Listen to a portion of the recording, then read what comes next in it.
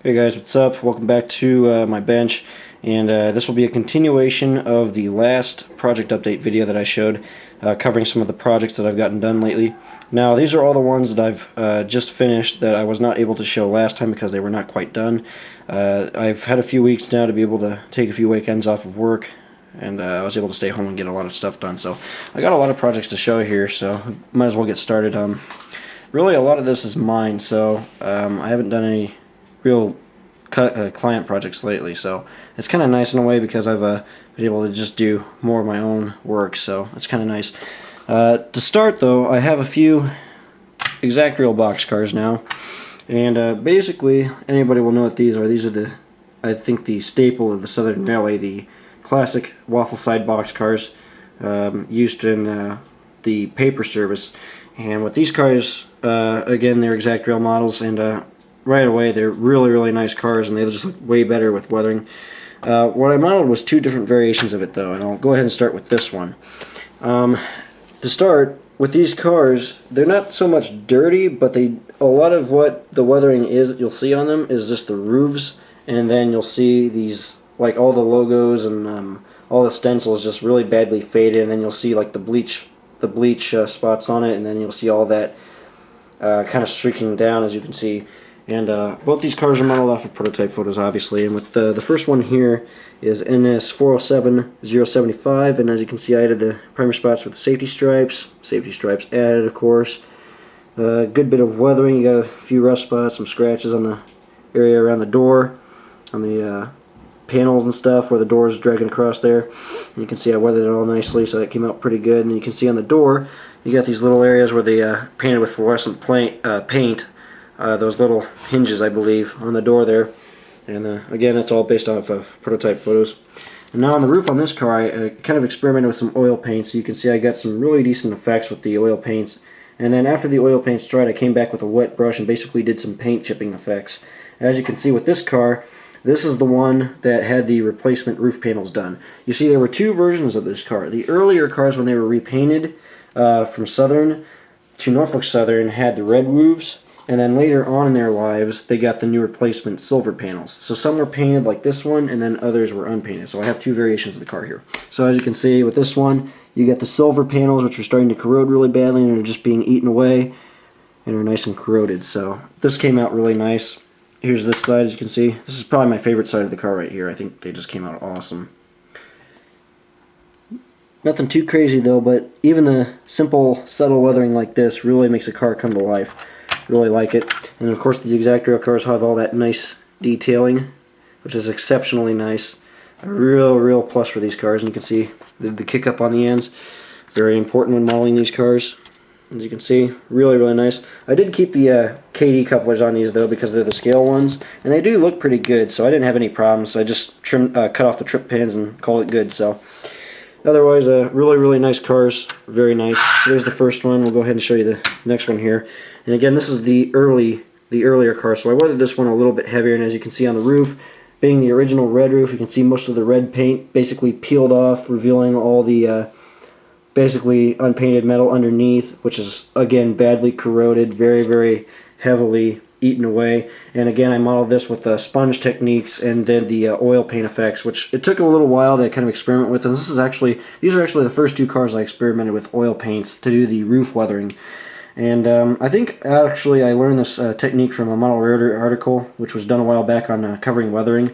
And I basically experimented with the techniques shared, and I found that they didn't work as well as I thought they would. So it's definitely, I'm not 100% sold on the technique, but I think the results look okay. It definitely can be perfected though. But there's this one. This is 407036, and as you can see, this one again, safety stripes, a little graffiti, all prototypical. And then you got this side. Really nice though. Nice pair of cars. Great cars to model. Very fun too. And those will be used in paper roll service on my model road. Now, the next pair of cars I have here are these Walther Centerflows, which I got off of a friend. Pretty cheap too.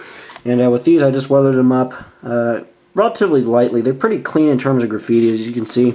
With these cars, this one does have a little graffiti though, but you can see they look pretty clean. But when you get down to the kind of the sill of the car, you can see you've got all that rust and heavy kind of damage to the sides of the car. Really the dents from the vibrators they used to help unload these cars. And I always find it ironic how cars like these are always stenciled, you know, do not hammer side a car, but then they end up getting all this damage from being hammered or using vibrators. It's kind of funny to me how they do that. But anyways, with these, again, Walther's cars, I still need to add the metal wheels to them, but I went ahead and weathered the plastic ones just so that they're ready to roll at this point. Added the safety stripes, do all the weathering to them, as you can see. They look pretty nice though. Not too much to say on these. I mean, pretty simple weathering projects. I was able to do these in a matter of hours. On this side, I did a little patching on this car, but just modeled the kind of the overall grime and the rust and just really all the rust spots and stuff from the tools they used to help unload these cars. So I think the effects came out pretty good. And then on this side, you can see I did add a little graffiti, which I used a combination of hand painting and decals to do the graffiti on this car, which I think it came out pretty good. It looks fairly nice. I like it. There's the rest on the roof. The ends are pretty clean on these too. There's not really much kick up because you got to remember with cars like these, the floor panels cover all that, so there's no kick up on these ends because the wheels aren't able to spray all that grime up. So what you got to do in that case is concentrate that grime on the underbody of the car like this, instead of modeling kick-up spray. So that's just a little tip when modeling a car like that where it has the floor panels. So there's the center flows. I think they came out pretty good. Those cars are ready to go. Now, another couple Exactrail cars I got lately were these Thrall Gondolas. And Exactrail recently announced these, or really not too recently, but they've been around a while now, but they're really, really nice cars. I just found that they were very hard to find, so what I ended up having to do is I actually had to order these company direct and then weather them up. So what I did once I got them, obviously, I looked at the prototype photos and just modeled them from there. We'll go ahead and start with this one here in the front. This is TILX 3522 Ford. As you can see, I did all the weathering, added the graffiti, the safety stripes, the mud splatter. And then on the interior, you can see all those nice rusty effects. And then I added the scrap metal lathing to the bottom, as you can see. It's just the debris, and that's just placed in there by applying a little bit of white glue to the bottom, kind of diluted with a little water, and then sprinkling the fine remnants of the scrap metal, which is real scrap metal, by the way, over that glue, and then letting it set and dry. It's always a really fun technique to do to these cars. It makes them look a lot more realistic. Again, very, very exceptional detail coming from the Exactrail line. Great detail. Really like it. There's that end. Really nice. And as we get to this side, pretty much the same. On the interior here, I did model some paint spill where some white paint or something like that got splattered all over the side. I'm not sure what causes that, but I've seen that on a lot of gondolas like that. So, anyways, it came out pretty good. So that's the first one. Anyways, you can see I did some patching on this one too. And then you got a new stencil block there, which I think it came out pretty good. I like it. So that's the first TILX car. And then this next one is another patch out. You can see they re-stenciled the reporting marks and all that, and then it's just covered in gang scribble, as you can see. It's not really eligible, it's just scribble. And what I found when you try to do this kind of graffiti in scale to try to replicate it, even if it's eligible, in the end, it usually just doesn't come out well in either way, and it's not really going to be eligible in scale. So that's what I found. So I just kind of scribble it on there. Again, using prototype reference, though. But it still looks pretty good, and it gives the appearance of the cars that have definitely been on the wrong side of 10, if you know what I mean. So again, on the interior of this car, you got the spill of the, the rusty scrap metal lathing on the bottom. Same thing as this one. But there's the TILX cars. I think they came out pretty good. Again, you got the grime on the ends and the kick up. Very nice. I really like these cars. And the other one I have here is a different car. This is a COER car. And with this one, it's a little bit more heavily weathered. And again, I just did it all through prototype photos. You got the patches done. And then the trucks are all nicely weathered up. You got the mud splatter, the corrosion. Added the reflective safety stripes. Came out pretty good though. And on the interior, I kind of did more of like a, not only scrap metal, but kind of more over debris from whatever this car used to haul. So you can see it's got a good accumulation of debris on the bottom. So basically what I did, again, I used the white glue diluted and applied it to the floor, and then added the larger chunks of debris first, and then followed behind with my sand and scrap metal mix to kind of model the debris. So that came out pretty good. There's that end. And then this end. And then here's the other side. think it came out pretty good though. I like these bigger guns. It's important to have these on a modern manifest because these are the cars that you normally see nowadays, kind of mixed in alongside too with these shorter, earlier model Thrall guns. It's good to have a mix of these, so I'm glad I got these. So we'll go ahead and put those aside and move on to some other cars. Now, I got this pair of UTLX acid cars from a hobby shop in Wisconsin.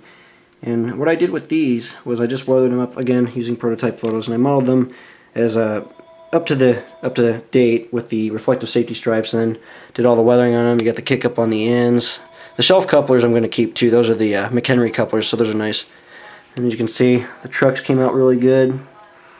I dulled them down a little bit, just did all that. You got the acid spill coming down from the hatch at the top. Overall, really nice though. And then on this side, pretty much the same. A little bit more heavier corrosion from that acid though on this side. I think these haul sulfuric acid, I think, is what they actually haul. I'd have to double check the hazmats though. But there's this one, and I think it came out pretty good. I like it. Like I said, I got these in a pair, so I definitely wanted to get more of these, but unfortunately Athearn only makes 3 numbers of these, and no one currently makes a batch of the decals, the yellow UTLX decals, which are actually reflective in real life. No one makes a modern batch of these decals.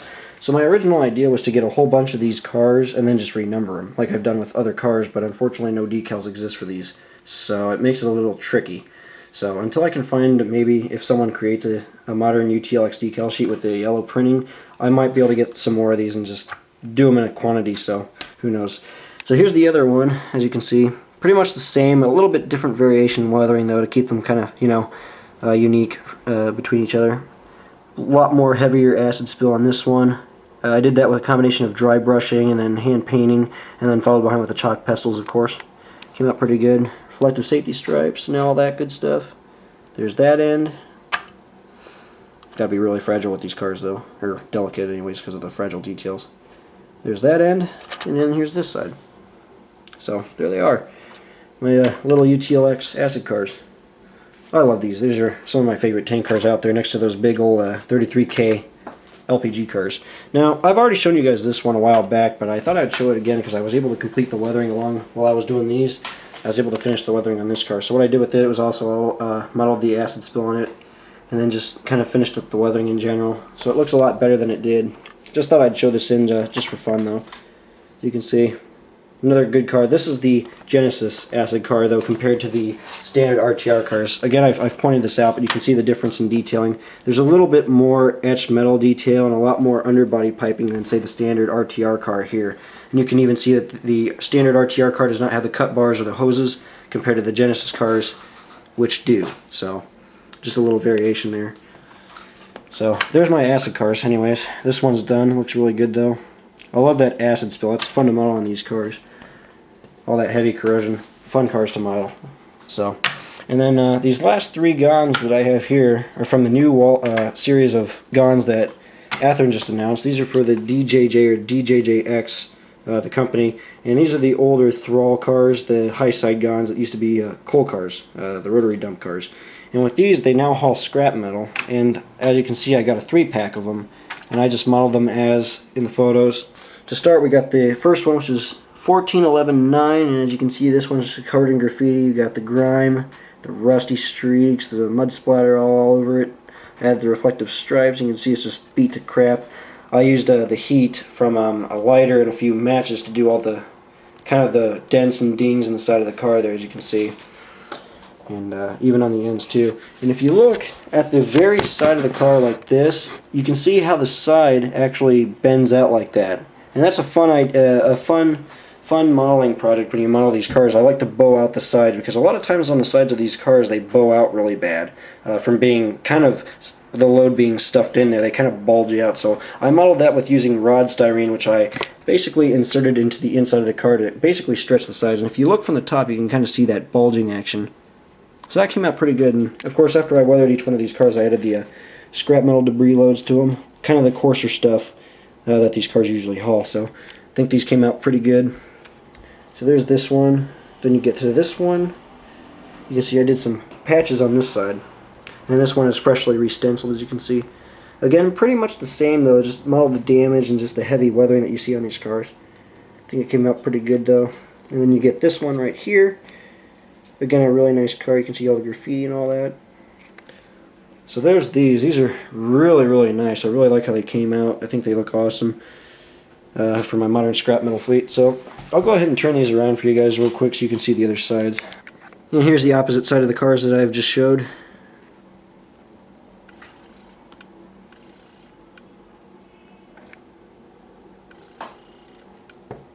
I really like them. Again, really came out good. On this one here too, I really like this one because of how the way the patches came out. You can see the fresh glossy paint where they did some repairs to the sides. It came out really good. And then on this one you can see that graffiti, also really nice. And then you got the heavy mud splatter on the side. Looks pretty good. And then on the ends you can see you got the kick-up spray on all three of these. If you look, which again came out equally nice. So there it is. There's my three scrap metal cars. So for now, I think that pretty much covers all the scrap cars that I wanted to do. At this point in time, I need to start getting more guns to kind of do more hosh-posh loads, like say pipe loads and steel coil loads instead of so much scrap metal. So that'll be something else I'll have to work on down the road. But for now, I think this pretty much covers my scrap metal fleet. So that's pretty much all the projects I've got right there, guys. I do have some more coming in the mail, but I'll save those for another video. I got, like, I think a couple more tank cars and a few hoppers coming that I still need to work on, and I'm sure I'll get some other things down the road. I do have to attend a train show here this weekend, so I'm sure I'll pick up some more cars later. So probably in another month or so I'll have another update video, and I'll include all the new stuff as well. So, but in the meantime, there's all my new projects.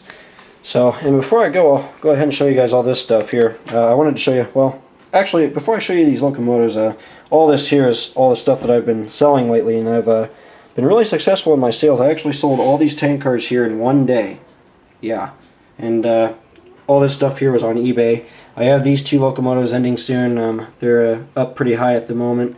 I sold my two old school cabooses that I built a while back to a friend, and finally sold these two cars in the back, and this boxcar as well. This is going with these two caboose. The tank cars are all going to different people though, so I gotta just print out shipping labels and get them ready to go. And I do have this covered hopper that I need to sell too later on, and these gondolas that I need to list later. So other than that, that's pretty much all the stuff that I've been selling and kind of moving out to make way for the new stuff here. So now before I go, the last thing I wanted to touch on, which I mentioned in my last how-to, or not my how-to video, but my last update video, was how I was working on getting the PTC antennas for my modern GE units. And recently they came in, and what these are the 3D printed PTC farms. And these are really, really nice. I know the guy that makes these, and he sold a whole bunch to me, so I was able to install them on my locomotives. And as you can see, I got my AC 4400 DPU unit here. And you can see I installed the antenna on this one. My modern Gevo, you got the PTC in there, and then my old school Dash 9. Beat to crap, but you got the new PTC and system on there. So pretty much at this point my GEs are up to date, and I'm really glad I got that done. And it's definitely something I'm going to keep doing with all my modern locomotives, although I need to figure out the kind of PTC farms that they use for, say, modern EMD units like the GPs and the SDs. That's going to be the kind of the challenge, because a lot of times they use like a smaller version of what you see here. It's more like not so much these big trays, but more like a strip of antennas. So until someone else makes those, I might have to kit bash a few to install to my EMD units. So we'll see about that.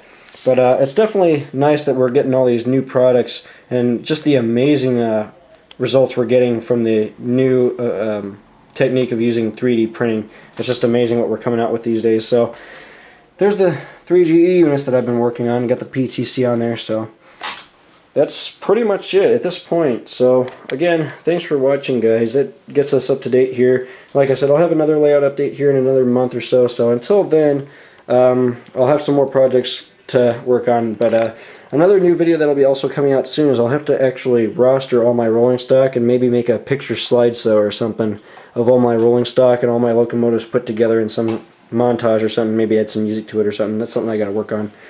But for now, that's pretty much all. So again, thanks for watching, guys. Stay tuned for more, and take care.